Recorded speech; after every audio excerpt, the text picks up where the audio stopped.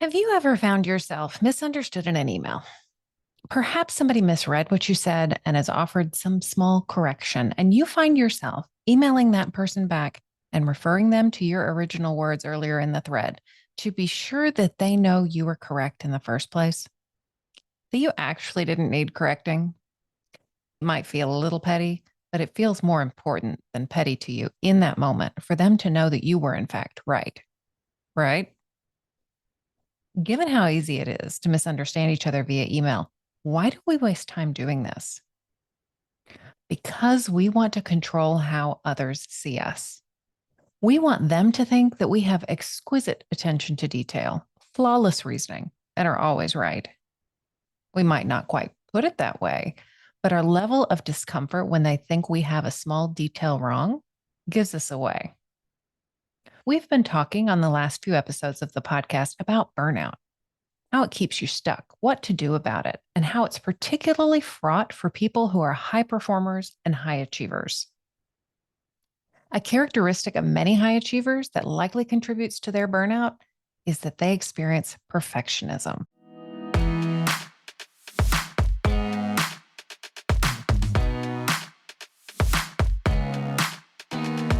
Welcome to Not Your Mama's Midlife Podcast with Stephanie Lee.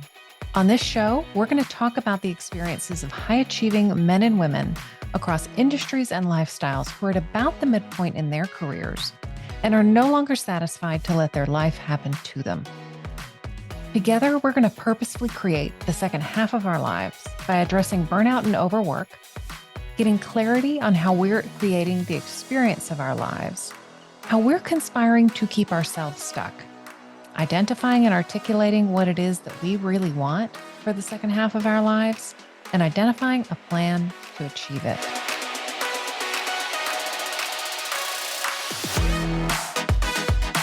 At first blush, perfectionism may sound like it's a good thing, probably even something that's a key to success. You want things to be done at a high quality, you don't accept excuses, you expect excellence. But actually, this isn't what perfectionism really is. For a perfectionist, the bar isn't quality or even utility. The bar is the existence of any flaw at all, detectable by you or by someone else, whether that flaw impacts the outcome or use of the work product at all. Perfectionism is actually about how you're perceived by yourself and by others. And perfectionism actually often causes us to lose the plot of what's important in the work product. It causes us to be focused on a typo in our slide deck rather than whether or not our audience is able to grasp what we're trying to teach them. It causes us to think more about whether or not our audience thinks we know our stuff or are good at our jobs than whether the information we shared with them was truly useful. Done is better than perfect. No, it really is. This is one of those things that is famously said to doctoral candidates who are finishing their dissertations to remind them that this is not the last thing that they will write and publish, and not to get stuck on the dissertation when it is simply a gateway to what comes after. There is truly a time when the work product is good enough, high quality enough to achieve the objective that it's been designed for.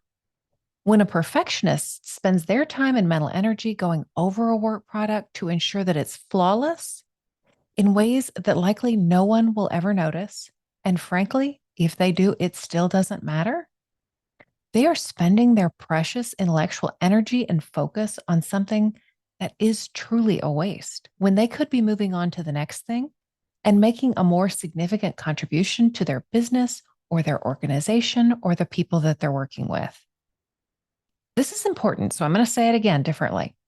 Perfectionism actually keeps you playing small. It mires you down in the weeds and minutia and limits your effectiveness and impact.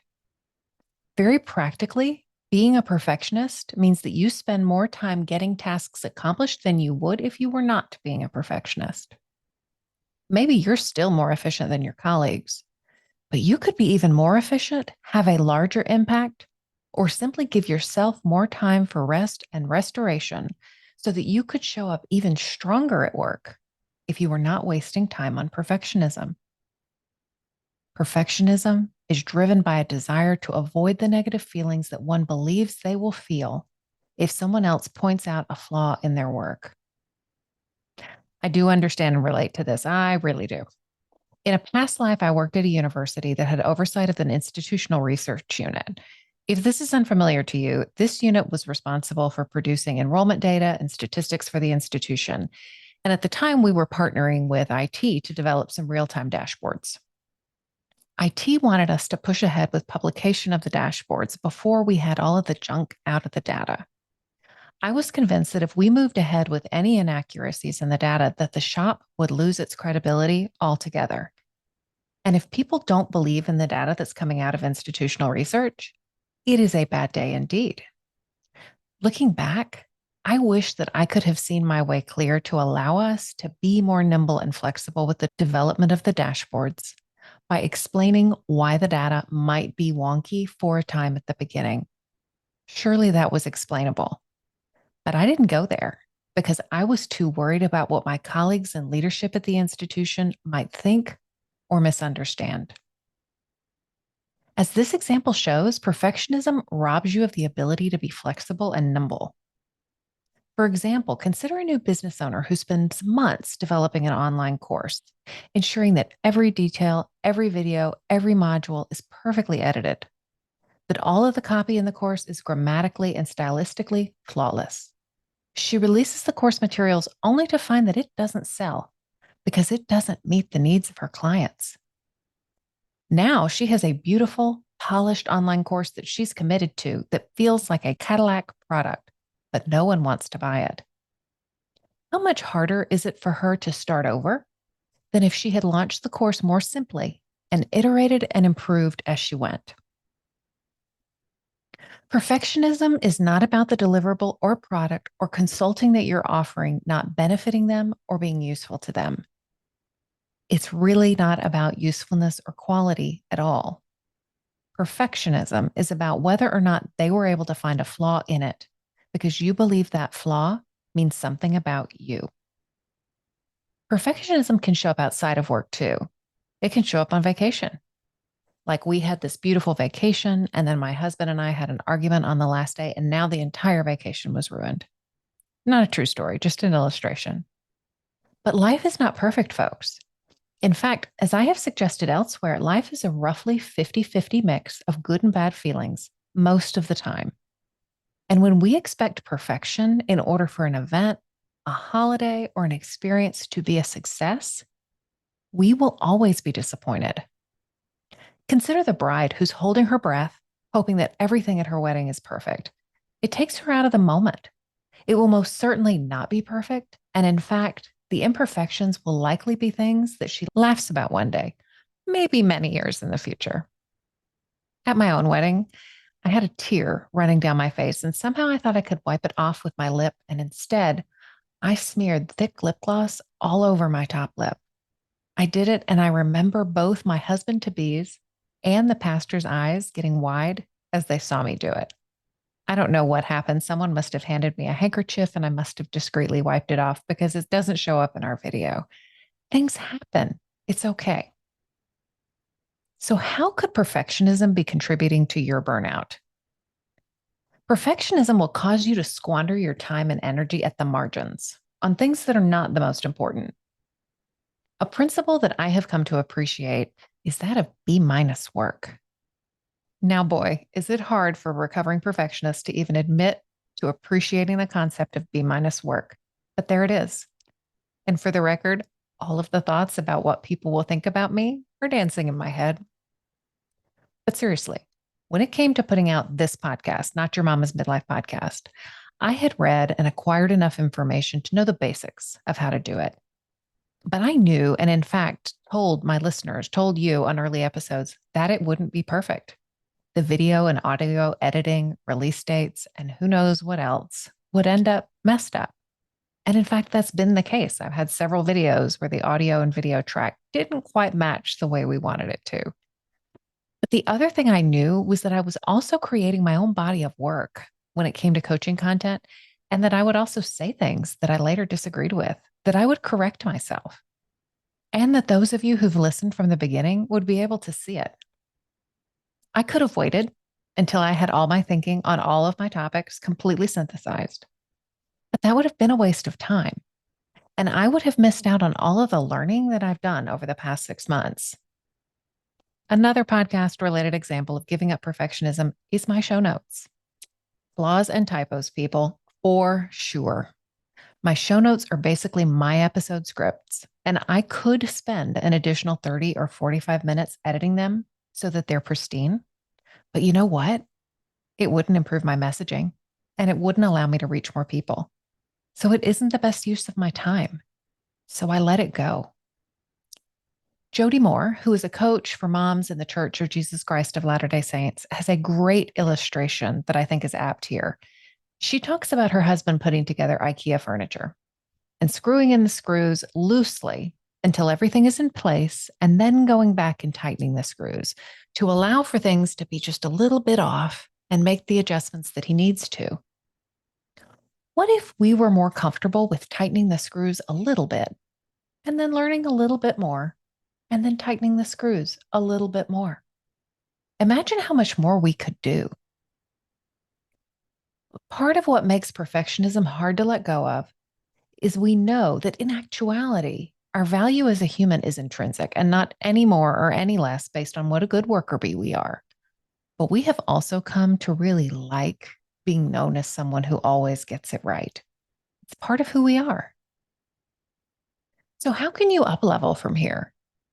Some questions that I recommend when you're producing a work product and you're tempted to get perfectionistic about it are as follows. What is the actual purpose of this presentation, consultation, webinar, podcast? What is the actual purpose for my audience? Does what I have prepared achieve that purpose? These two questions can help to remind you that while we're often tempted to think that the purpose of something is to make us look good, to impress others, or to look smart, now we might not say that, but it's often in there somewhere. That's almost never the main objective. Listen in on your thoughts about the work product, be it a presentation, some consultation that you're providing, or a document or another deliverable. Are you hoping that it impresses them, shows them that you're such a good whatever you are? That's not actually the purpose for which these people have hired you. Are you meeting their business need? Also, what would it be like to allow people to be wrong about you? Because the first thing that will happen as you begin to hold more loosely to perfectionism is that a perfectionist will show up in your life or your inbox to let you know that you have misstated something or produced a document with an error. That person may very well think things about you that you would disagree with. Can that be okay? Or do you feel a need to defend yourself, as I've told you that I did in the opening story about being sure that people knew I was correct in an email? And can I tell you how good it feels, honestly and truly, to let go of the fact that people may misunderstand me? It's okay. I can't control their thoughts, and it's not actually even my business to do so anyway. So if you've listened to this episode and are recognizing some perfectionist tendencies within yourself, here are some strategies to try. In this episode, I have talked very unhelpfully about people who are perfectionists, as if this is simply a thing that they are. And it may be even the whole of who they are. This isn't super helpful. Separate who you are from your desire to produce perfect work. Maybe say to yourself, sometimes I show up as a perfectionist, or sometimes I have perfectionist tendencies. Get a little distance between yourself and the practice of perfectionism. And don't begin to criticize or shame yourself for being a perfectionist. Very likely, as a child or a young person, your attention to detail and desire to be a good boy or girl was rewarded, and you liked the way that that felt, and you kept showing up that way in order to get those rewards. And this would have continued to serve you well in school, graduate school, and the world of work. It's okay that this served you for a time, but perhaps it's serving you less well now, and you can let go of it without demonizing it or you or the people that helped foster this within you. Begin to tease out your thoughts about doing good work and what it means to be a person who does good work from being a perfectionist. from being a person who no one can ever suggest feedback to. You got caught in a trap of perfectionist behavior because you care about doing a good job, about doing good work, and it felt good to be praised. You care about your organization, your clients, your business work product, and giving up on perfectionism doesn't mean that you care about those things any less. In fact, it will probably allow you to scale your contribution and be more effective in the work that you do get done. Decide whose opinion really matters. First and foremost, your own. And decide whose opinion doesn't. If you're worried about typos and oversights, share editing responses with a colleague. Goodness knows that I cannot edit my own work, and I appreciate someone else's eyes on things. Did you recognize yourself in this episode? If you did, be sure that you go to my website, stephanieleecoaching.com, episode 30, and download the worksheet for this episode. It's going to include some great questions to really get you thinking about what it means to be a perfectionist and how and why that might be contributing to your burnout. Thank you for sticking with me through the 30th episode of Not Your Mama's Midlife Podcast. I do hope you will join me back here on your favorite podcast player or YouTube for our next episode. Wherever you listen, please do like and subscribe. Tell your friends. And if you're enjoying it, leave us a review on Apple Podcasts. It really helps others find the show. Have a great week, and I can't wait to chat with you again soon. Bye.